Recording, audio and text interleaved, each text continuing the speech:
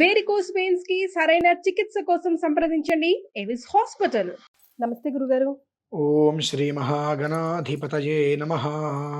గురుగారు, ఎలాగో శివరాత్రి కూడా వస్తుంది. శివరాత్రి కాకపోయినా మనం ప్రతిరోజు మనలో చాలా మంది నుంచున్నా కూర్చున్నా ఏం చేసినా శివ రామ కృష్ణ అనుకోవడం చూస్తూ ఉంటాం. సో సూక్ష్మంలో మోక్షంలా చాలా సింపుల్గా ఈజీగా శివ ఆరాధన ప్రతి ఒక్కరూ ఇంట్లోనే చేసుకోవాలంటే ఎలా, ఏ విధంగా చేసుకోవాలి ఒకసారి తెలియజేస్తారు. చంద్రశేఖర చంద్రశేఖర చంద్రశేఖర పాహి మాం. చంద్రశేఖర చంద్రశేఖర చంద్రశేఖర రక్ష మాం. చంద్రమౌళీశ్వర పాహి మాం. చంద్రమౌళీశ్వర రక్ష మాం. ఇప్పుడు చెప్పేటువంటి విషయాన్ని చాలా జాగ్రత్తగా గమనించండి, వినండి, అర్థం చేసుకోండి, ఆచరించండి. నమ్మినా నమ్మకపోయినా ఒక్కసారి మీరు ఆచరించే ప్రయత్నం కనుక చేసినట్లయితే జన్మాభ్యాసాదు జన్మ ప్రభృతి, జన్మ జన్మల దోషం నుంచి వెంటనే మనం బయటపడతాము. ఇది చెప్తా వివరంగా మీకు. ప్రతిరోజు 3 లేదంటే 4 నిమిషాల సమయాన్ని మీరు కేటాయించగలిగితే చాలు, అంతకుమించి అవసరం లేదు. ఆ 4 నిమిషాలు మీరే కేటాయించేటువంటి సమయం ఒక జీవిత కాలానికి మిమ్మల్ని ఉద్ధరింపబడుతుంది. అంతటి యోగం. ఈశ్వరుడికి అత్యంత ప్రీతికరమైనటువంటిది అభిషేకంలో మనం వినియోగించేటువంటి మంత్రం శ్రీరుద్ర నమకం. ఆ శ్రీరుద్ర నమకంలో 28 నామాలు ప్రత్యేకంగా చెప్పబడి ఉన్నాయమ్మా. దాన్ని నక్షత్ర నామార్చన అంటారు. నక్షత్ర నామార్చన. అది నా 40 సంవత్సరాల జీవితంలో ఏదో పూర్వం క్లుప్తంగా ఒక విషయం చెప్పి వదిలేసి తప్ప ఇంతవరకు ఎవరికి చెప్పలేదమ్మా. అంత నిగూఢమైన రహస్యం. ఇప్పుడు కూడా రాత్రే నేను నా భారతీయ శంకర పీఠంలో చెప్పడం జరిగింది. ఇప్పుడు కూడా ఎందుకు చెబుతున్నాను అంటే ఆ సమయం ఇప్పుడు ఉత్పన్నమైంది, ఆసన్నమైంది. ఇంతకాలము కూడా ఆ సమయం రాలేదు అందరికీ వివరించడానికి.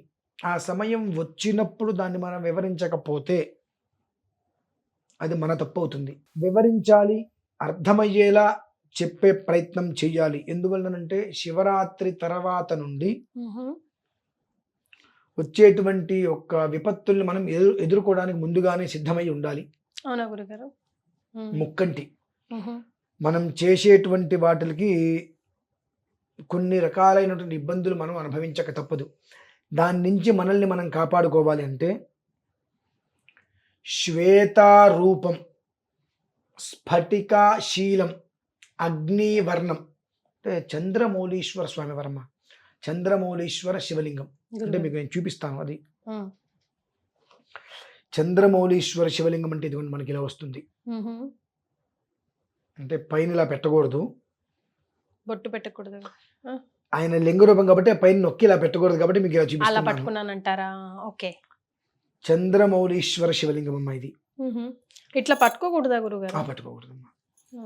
ఎందుకంటే ఈ లింగ రూపం కాబట్టి మనం ఇలా పట్టుకోవటం వేరు, ఇలా పట్టుకోవటం వేరు. ఇలా పట్టుకుంటే ఏమైంది, ఆయన నెత్తి మీద మనం గట్టిగా వెలుపటి నొక్కేసి కదా, కొన్ని విధానాలు ఉంటాయి పట్టుకోవటంలో కూడా. ఈ చంద్రమౌళీశ్వర శివలింగం అనిపించచ్చు, స్ఫటికమే కదండి, ఏముంది ఇందులో. స్ఫటిక శివలింగం వేరు, చంద్రమౌళీశ్వర లింగ విధానం వేరమ్మా. శ్వేతారూపం అన్నాం. శ్వేతారూపం అంటే మనం ఎప్పుడు కూడా శాంతి పర్వాన్ని కోరుకుంటూ ఉంటే ఎప్పుడు కూడా వాళ్ళు శ్వేత అంటే తెలుపు, ఏమన్నా గొడవలు జరుగుతుంటే తలజెండా ఎగరేస్తారు పైకి, అంటే శాంతించండి వదిలేసిండి అంటే తెలుపు ఉన్న చోటు ఎప్పుడు ప్రశాంతత ఉంటుంది. ఆ తెలుపు అనేటువంటిది వెన్నెలకి కూడా మూల కారణం. చంద్రుడు మనకి ప్రసరిస్తుంటాడు, చంద్రమౌళీశ్వరుడు శ్వేతారూపానికి. స్ఫటికాశీలం, స్ఫటికాశీలము అంటే ప్రపంచం మొత్తంలో కూడా శుద్ధమైనటువంటిది స్ఫటికమే. అగ్నివర్ణం, ఏది చేసినా ఎంత చేసినా ఎప్పటికీ కూడా అపవిత్రం అనేటువంటి తగలనటువంటిది అగ్ని. ఆ 3 కలిపితేనే చంద్రమౌళీశ్వరుడు. ఈ శివలింగం కూడా మనకు ఈ యొక్క శిల నీటితో తయారు చేస్తారమ్మా. ఇది ఉదకం, స్ఫటికమే, అంటే ఉదకంతో వస్తుంది. ఇది నీటి అంటే మనం ఒక కాసి నీళ్ళు డీప్ ఫ్రిడ్జ్లో పెడితే ఏమవుతాయి, గడ్డగట్టేస్తాయి. అటువంటిది హిమాలయాలలో హిమగిరులందు ఆ నీటిలో మంచు పడి పడి పడి పడి ఒకదాని మీద ఒక చుక్క ఒకదాని మీద ఒక చుక్క పడి పడి పడి పడి ఒక శిలలాగా మారిపోతుంది. అది తెల్లటి శిలలాగా అది మారిపోతుంది. ఆ శిల నుంచి తీసుకొని ఇలా నిర్మాణం చేస్తారమ్మా. ఇది మిషన్ కాదు, మిషన్ మేడ్ కాదు గురుగారు, మరి చేత్తోటే తయారు చేస్తారు. ఇది తెల్లగా ఉంటుంది, మరి ఎప్పుడు పెట్టుకున్నా దాన్ని చేత్తోటే తయారు చేస్తారు. అందుకని ఇవి 24, 25, 26, 27, 28 అలా గ్రాముల్లో వస్తూ ఉంటుంది. ఒకే సైజులో రాదు. మిషన్ మీద చేస్తే మనకు ఫలానా గ్రామ్ కావాలంటే అవలే కంటిన్యూగా వస్తాయి. కానీ చేతితో చేసినప్పుడు కంటిన్యూగా రావమ్మా. 1 గ్రామ్ ఎక్కువగా 1 గ్రామ్ తక్కువగా అలా వస్తూ ఉంటాయి. ఓకే, కింద నుంచి కూడా ఇట్లా ఐ మీన్ ఇక్కడ గ్యాప్ ఎక్కువ ఉంటది కదా గురువు, వేరేది కింద నుంచి చెక్కినట్టుగా మొత్తం ఒకటే దాన్ని అలా జాగ్రత్త చెక్కుంటూ వస్తారు. ఒకటే దాన్ని చెక్కుంటూ వస్తున్నట్టుగా అర్థమవుతుంది. అంటే ఒక 100 గ్రాములు 200 గ్రాములు స్ఫటికం వేస్ట్ అయితే ఇది లభ్యమవుతుంది. వేస్టేజ్ బాగా ఎక్కువ ఉంటుంది. దొరకడం కూడా అలానే కష్టసాధ్యమమ్మా ఇవి. ఓకే, చల్లకుంది గురుగారు. ఇది చంద్రమౌళీశ్వర శివలింగము అంటారు. ఈ చంద్రమౌళీశ్వర శివలింగం అనేటువంటిది ప్రతి ఇంట్లో కూడా ఉండాలమ్మా. ఈశ్వరానుగ్రహం వల్ల ఇవాల్టి వరకు ప్రతిరోజు 9 మందికి నేను అందిస్తున్నా.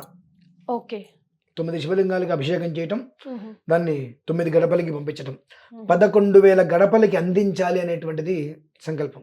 ఓకే, ఎందువలనంటే మనం భూమి మీదకి ఎందుకు వస్తామో తెలియదు, ఎప్పుడు వెళ్ళిపోతామో తెలియదు. వెళ్ళేటువంటి లోపు 11 అనేటువంటిది ఈశ్వర సంఖ్య కాబట్టి అంతమంది గడపలలో ఈ శివలింగాన్ని ఉంచి అందరి చేత ప్రతినిత్యం 4 నిమిషాలు అర్చన చేయించగలిగితే లోకం సుభిక్షంగా ఉంటుంది అనేటువంటిది సంకల్పం. ఇప్పటివరకు కూడా దీని యొక్క పూర్తి విధానాన్ని నేను ఎవరికీ కూడా చెప్పలేదమ్మా. ఎలా ఉంటుందంటే 27 నక్షత్రాలు, ప్రతి నక్షత్రానికి ఒక్కొక్క నామం ఉంటుందమ్మా. ఇందులో అశ్విని నుంచి రేవతి వరకు ఒక్కొక్క నక్షత్రానికి ఒక్కొక్క నామం ఉంటుంది. ఈయనకి చేసేటువంటి అర్చన చాలా తేలికైనటువంటిది. ఇప్పుడు అశ్విని నక్షత్రం వారు చేద్దామనుకుంటే ఓం దిశాంచపతయే నమః ఇది నామం. ఈ నామం అనేటువంటిది మనం ఒక ప్లేట్ లాంటి దగ్గర పెట్టుకొని చక్కగా పెట్టుకొని బియ్యము నల్ల నువ్వులు తడిపేసి ఆరబెట్టుకోవాలి. వాటిని ఆరిపోయిన తర్వాత వాటిని తీసుకొని 28 సార్లు అమ్మ ఇలా పట్టుకొని ఓం దిశాంచపతయే నమః, ఓం దిశాంచపతయే నమః, ఓం దిశాంచపతయే నమః, ఓం దిశాంచపతయే నమః, ఓం దిశాంచపతయే నమః అనుకుంటూ 28 సార్లు స్వామివారి మీద. అంటే నేను మామూలుగా ఇక్కడే వేశాను, దేనికి దానికి దిశాంచపతయే నమః, ఓం దిశాంచపతయే నమః అని 28 సార్లు విడివిడిగా వేయాలి. వేసిన తర్వాత ఇవి మొత్తం 28 నామాలు ఉంటాయి. 28 సార్లు విడివిడిగా వేయాల్సిందే, వేయవలసిందేమ్మా. వేసిన తర్వాత ఇవి 28 నామాలు ఉంటాయి. ఆ 28 నామాలని ఇక లేదంటే ఒక్కసారి కనీసం 11 సార్లు వేసుకోవడం శ్రేయస్కరం. కనీసం ఒక్కసారైనా ఆ 28 నామాలతో 28 నామాలు మొత్తం మనం చదువుకున్న 30 సెకండ్లు 40 సెకండ్లు పడుతుంది. మనం 11 సార్లు చదువుకోవచ్చు కదా. అప్పుడు 2 నిమిషాలు 3 నిమిషాలు టైం పడుతుంది. ఆ 28 నామాలతో భస్మం తీసుకొని చక్కగా వరుసగా అనుకుంటూ నామాల పేర్లు ఏంటో నేను మొత్తం చెప్తానమ్మా, వివరంగా చెప్తాను. ఆ 28 నామాలను చక్కగా అనుకుంటూ వేసేయాలి. భస్మాభిషేకం కూడా పూర్తయిపోయిన తర్వాత ధూపం, దీపం, పట్టిక బెల్లము, పంచదార, అరటిపండు నివేదన పెట్టేసిన తర్వాత స్వామివారి పైన భస్మం ఉంటుంది. ఆ భస్మాన్ని తీసుకొని చక్కని దుటిన పెట్టేసుకొని మొహమాట పడాల్సిన అవసరం లేదు. విభూతిర్భూతిరైశ్వర్యమనిమాదికమష్టధా ప్రాప్తి ప్రాకామ్యమీషత్వం వశిత్వం చ అష్టసిద్ధయ. అదే ఆ మంత్రం అనుకుంటూ విభూతి పెట్టేసుకోవడం అయిపోతుంది. మర్నాడు ఉదయం ఈ వేసినటువంటి ఈ నువ్వులు ఇవన్నీ ఉంటాయి కదండి, భస్మం అదంతా కూడా ఒక జల్లెడలో వేసుకొని మొత్తం జల్లి చేస్తే భస్మం కింద పడుతుంది. ఈ బియ్యము నువ్వులు ఉంటాయి కదా, వాటిని తొక్కని చోట ఎక్కడైనా వేసేయచ్చు, నీళ్ళల్లో కానీ లేదంటే మొక్కల్లో కానీ, తొక్కని చోట ఎక్కడైనా వేసేసేయచ్చు. అయితే ఇందులో కొంతమందికి వారి నక్షత్రం తెలియదమ్మా. వారి నక్షత్రం తెలియదు చాలా మందికి. వారు మరి మా నక్షత్రం తెలియదు కండి, మా పరిస్థితులు ఏమిటి, ఎట్లా? మరి ఆ నక్షత్రం తెలియని వారు ఎవరైతే ఉన్నారో వారు చివరి 28వ నామం ఎవరైతే వారి వారి నక్షత్రం తెలియక ఎట్లానా ఏదానా అనుకున్నవారు శ్వపతయే నమః శ్వపతయే నమః శ్వపతయే నమః అనుకుంటూ 28 సార్లు ఆ శ్వపతయే నమః, నా నక్షత్రం ఏంటో నాకు తెలియదు, అప్పుడు శ్వపతయే నమః అనుకుంటూ 28 సార్లు అర్చన చేసుకున్న తర్వాత పైనుంచి కింద వరకు 28 నామాలని కూడా అర్చన చేసుకోవాలి. ఇప్పుడు ఆ 28 నామాలు కూడా నేను వివరిస్తాను, చక్కగా వినండి. తర్వాత కావాలి అనుకుంటే ప్రతి నక్షత్రం వారికి 28 నామాలతోటి వారికి నేను చేసి పెడతా. అంటే వారు ఒకవేళ ఆ మంత్రాన్ని పలకడం కష్టంగా ఉందేమో అనుకుంటే అది వింటూ కూడా వాళ్ళ పని చేసుకోవచ్చమ్మా. రెండో ఆప్షన్ అది. వారు చేసుకుంటే వారు ఆకలిస్తుంటే నేను అన్నం తింటే కడుపు ఉండదుగా, కానీ అంటే కొన్ని రోజులు వాళ్ళకి అలవాటు అయ్యేంత వరకు అది వింటూ ఉంటే తర్వాత వాళ్ళు చేసుకోవచ్చమ్మా. ఈ నామాలు మనకి ఎక్కడ దొరుకుతాయి? మామూలుగా గూగుల్లో కూడా దొరుకుతాయి గురుగారు? కష్టం అమ్మా. మరి ఎలాగా? నేను ఆ నామాలు కూడా మీకు నేను రాసి పంపిస్తాను, డిస్క్రిప్షన్ లో. అంటే రుద్రంలోంచి బయటికి తీయాలమ్మా నామాలు. రుద్ర నమ్మకం స్వామివారికి అభిషేకం చేసింది, అందులో నుంచి మొదటి 2-3 అనువాకాల్లో ఉంటాయి, ఇవన్నీ కూడా వాటిని జాగ్రత్తగా బయటికి తీయాలి. ఇప్పుడు ఆ నామాలు నేను చెప్తాను, మీరు అందులో కూడా నామాలు చెప్తున్నప్పుడు వెయ్యండి. ఆ నామం జాగ్రత్తగా ప్రతి ఒక్కటి విన్నట్లయితే నేను ఎందుకు చెప్పానది మన జీవితంలో కావాల్సిన ప్రతిదీ అందులో ఉంటుందమ్మా. తప్పకుండా గురుగారు, తప్పకుండా చెప్తానమ్మా. చెప్తున్నప్పుడు ఏ నామానికి ఆ నామం అక్కడ వాళ్ళకి చూపిస్తున్నట్లయితే తప్పకుండా వాళ్ళకి అర్థమవుతుంది. ఓకే, అది వాళ్ళు విని అర్థం చేసుకుంటే ఒక్కొక్క నామంలో ఇంత అర్థం ఉంటుందని వాళ్ళకి ఒక క్లారిటీ వస్తుందమ్మా. చక్కగా ఆ 28 నామాలు ఎలా ఉన్నాయి వాటి ఒక్క వరుస క్రమం. ఓం దిశాంచ పతయే నమః, పశూనాం పతయే నమః, పథీనాం పతయే నమః, అన్నపతయే నమః, పుష్టానాం పతయే నమః, జగతాం పతయే నమః, క్షేత్రాణాం పతయే నమః, వనానాం పతయే నమః, స్థపతయే నమః, వృక్షాణాం పతయే నమః, కక్షానాం పతయే నమః, ఓషధీనాం పతయే నమః, ఆక్రందయతే పత్తీనాం పతయే నమః, సత్వనాం పతయే నమః, ఆవ్యాధినీనాం పతయే నమః, స్తేనానాం పతయే నమః, తస్కరాణాం పతయే నమః, స్థాయూనాం పతయే నమః, అరణ్యానాం పతయే నమః, ముష్ణతాం పతయే నమః, ప్రకృంతానాం పతయే నమః, కులుంచానాం పతయే నమః, సభాపతయే నమః, అశ్వపతయే నమః, గృత్సపతయే నమః, వ్రాతపతయే నమః, గణపతయే నమః, శ్వపతయే నమః. ఇది 28 నామాలండి. ఈ 28 నామాలని జాగ్రత్తగా ఒక నామం తర్వాత ఒకటి మనం వింటూ వస్తుంటే మనం చెయ్యవలసింది చేస్తే మనకి ఎంతటి ఐశ్వర్యం భగవంతుడు ఇస్తాడో, అసందర్భోచితమైనటువంటివి అకార్యాలు చేయరానివి చేస్తే ఎంత బాధనిస్తాడో అందులో ప్రత్యక్షంగా చెప్పబడిందమ్మా. 27 కదా గురుగారు నక్షత్రాలు, 28 సంఖ్యలో అభిజిత్ ఒకటి ఉంటుందమ్మా. అది ప్రతిరోజు కూడా 11-11:30 సమయంలో వస్తూనే ఉంటుంది. అది ఓకే, అంటే మనకు రాముడి వారికి వివాహ ముహూర్తాలు అని చెప్తుంటాం కదా, అభిజిత్ లగ్నం అభిజిత్ ముహూర్తం 2 నక్షత్రం ఒకేసారి వస్తూ ఉంటాయి. అది ఏంటి, ఎందుకు ఉపయోగపడుతుంది అంటే ఎవరికైనా వారి నక్షత్రం ఏమిటి అనేటువంటి విషయం తెలుసుకోలేదు, అసలు తెలియదు అనుకున్న వారు అభిజిత్ నక్షత్రంగా వారు పెట్టుకోవచ్చు. అందుకనే ఈ నక్షత్రం ఎవరిది ఏమిటి, నా నక్షత్రం ఏమిటి అని తెలుసుకోలేని వారు ఈ అభిజిత్ అనేటువంటి నక్షత్రానికి శ్వపతయే నమః అని కాబట్టి దాన్ని ఆ నామాన్ని ఉచ్చరించమని చెప్పి ఇందాక మనం చెప్పడం జరిగిందమ్మా. ఈ విధానాన్ని ప్రతి మనిషి అంగుష్టంగా ఉండేటువంటి చంద్రమౌళీశ్వర శివలింగం, అసలు అది శివలింగం ఎక్కడి నుంచి వచ్చింది తెలుసమ్మా? హిమాలయాల నుంచి వచ్చింది. ఆది శంకరాచార్య స్వామి వారు సాక్షాత్తు దివి నుంచి భూమికి తీసుకొచ్చినటువంటిది చంద్రమౌళీశ్వర శివలింగం. కాబట్టి హిమాలయాల్లో దొరుకుతుంది, అది కూడా ఇక్కడెక్కడ దొరకదు.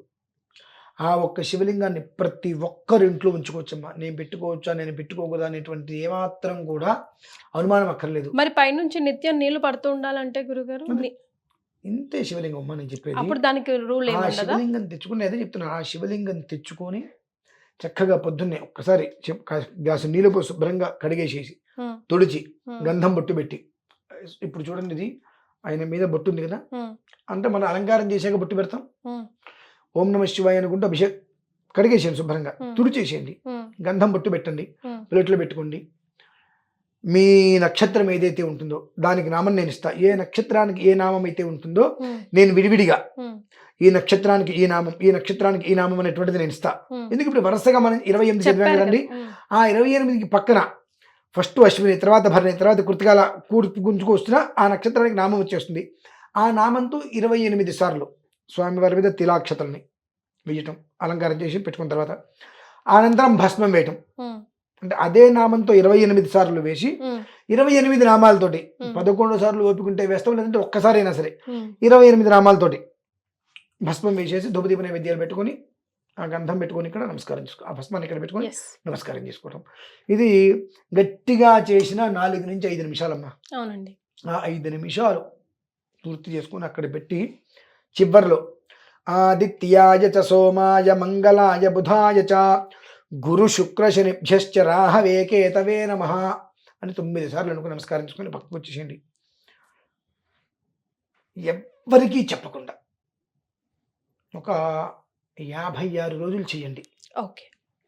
అక్కంచి మళ్ళీ 28 రోజుల వ్యవధిలో జన్మాభ్యాసాదు జన్మ ప్రభృతి, పుట్టిన దగ్గర నుంచి ఇవాల్టి వరకు కూడా మీరు కనలేని, వినలేని, చూడలేని ఒక ఆనందకరమైన జీవితాన్ని చూస్తారమ్మా.